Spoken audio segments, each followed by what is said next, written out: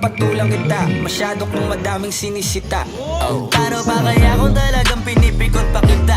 Baka sa inis ay nagdaig ka. Saliwa ang iyong isip. Alam ko kung ba't di ka matahimik. Bibig mo ingit hanggang panaginip. Ganyan na talaga yung mga panggilid. Sa silipan yan mahilig. Ingitero yan hindi yan makitid. Kasi parang malala na ang dami nang nakawa na kasama.